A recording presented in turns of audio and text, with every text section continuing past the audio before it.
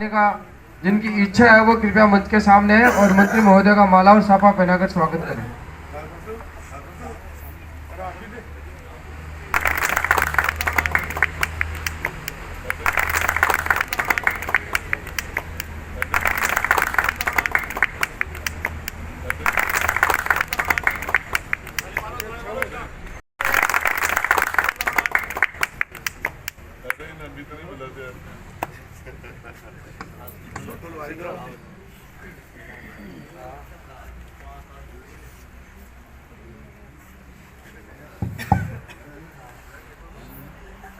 संजय छऊ से भी निवेदन है कृपया वो भी माला पहनाए और स्वागत करें।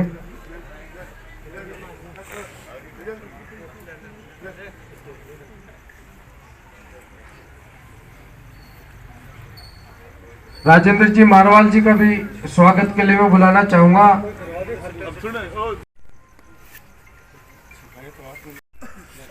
आजम खान,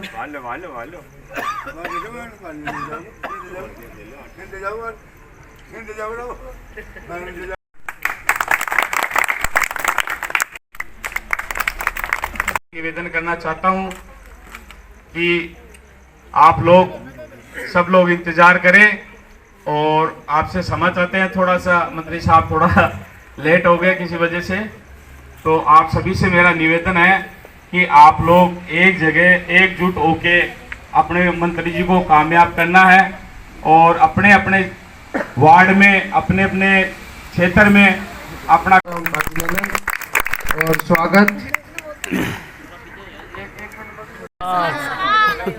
मंच पर विराजमान हमारे पार्षद साहब राजेंद्र जी, हमारे वाइस चेयरमैन भाई संजय खान जी, हमारे मेडिकल स्टोर के कुंजल मेडिकल से हमारे खेमजी राठी, मेरे बुआ के बेटे बड़े भाई वसीम जी, हाजी जी हो गए अब तक भाई, हाँ भाई अजीत जी कछावा।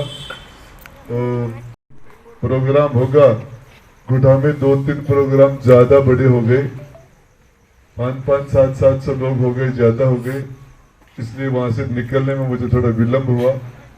और मैं तो आपको एक ही बात बताना चाह रहा हूं, जो ताकत आपने मुझे दी उसका मैंने 5 साल पहले 2 साल हमारे कोरोना में खराब हुए, जितना टाइम मुझे काम करने के लिए मिला था दिया था उसका आधा टाइम हो गया, लेकिन आधे टाइम में भी मैंने 50 साल के काम किए, 50 साल के। मैं आपको बताना चाह रहा हूं, ये जो सारे लोग बैठे आप पूछ लेना किसी से, यदि माइनॉरिटी को पिछले 50 60 70 साल में किसी ने 1 लाख रुपए दिए हैं किसी जगह, तो उसके 1 लाख रुपए तो उसके बिंदी और लगा देना 2, मैंने तो उसको 100 गुना कर दिया।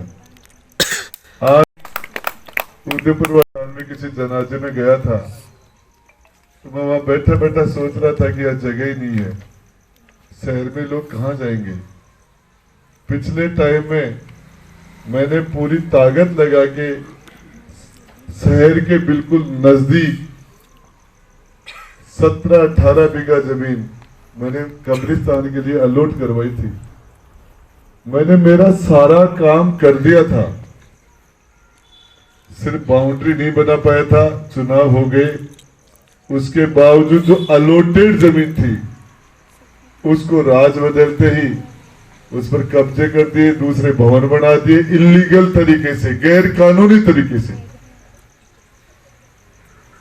ऊपर वाले ने दोबारा मुझे जब मौका दिया तो मैंने जब वहां देखा कि क्या हुआ, फिर पता चला कि 8 बीघा जमीन फिर बची हुई है, इनके पास जमीन नहीं है, कहां जाएंगे। मैंने उस जमीन के लिए पैसे दिए भी, भाई अमित बता रहा था 12 लाख रुपए मैंने दिए, बाउंड्री बनाई है ही नहीं। सवरा में झगड़ा था, कब्रिस्तान की जगह की समस्या थी, मैंने जमीन भी अलॉट कराई और 17 लाख रुपए देके बाउंड्री बनाई और झगड़े को खत्म किया। मैंने वही नहीं, ये काम मैंने केड में भी किया, कब्रिस्तान की जमीन अलॉट कराना और बाउंड्री बनाई, ये काम मैंने पचलंग में भी किया, ये काम मैंने छऊ में भी किया, ये काम मैंने बाउंड्री बनाई, ये काम मैंने करीब जहां मेरे पास जो आदमी आया सिर्फ इसलिए, अब सोच लेना, जानकारी कर लेना कि दिल में जगह होती है तो सारे रास्ते निकल जाते हैं। आपको सारा पता भी है कि 5 साल में मैंने, जब मैं आया था तो लोगों में दिलों में क्षोभ था, दिलों में दरारें थी, आपस में एक दूसरे को सामने खड़ा कर दिया गया था। ये सही कह रहा रामकर, जब यह वातावरण खराब हुआ, मैं हारा हुआ एमएलए था, मुझे पता चला, मैं 140-50 की स्पीड से यहां पहुंचा था गाड़ी लेके, 140-50 की स्पीड पर आया था मैं यहां, और मैं आपके मोहल्ले में पहुंचा सबसे पहले। उसके बाद मैं उधर भी गया था जो हर हर महादेव कर रहे थे, और उसके अंदर रामगढ़ को पता है, मैंने मेरे लोगों से झड़प भी हुई थी अकेले की, आपको पता नहीं है, जो भीड़ थी उससे जाके मैं भिड़ गया था। मैं ये पता कभी नहीं देखता लेफ्ट राइट में मेरे दाहिने कौन चल रहा है, मेरे बाएं कौन चल रहा है, मेरे पीछे कौन है। उस उन्मादी भीड़ से के बीच में जाके राजेंद्र गुड्डा खड़ा भी हो गया था, लोगों के मैंने धक्के मारे थे, मैंने धक्के मारे थे, पुलिस नहीं जा रही थी, मैं सामने जाके खड़ा हुआ था।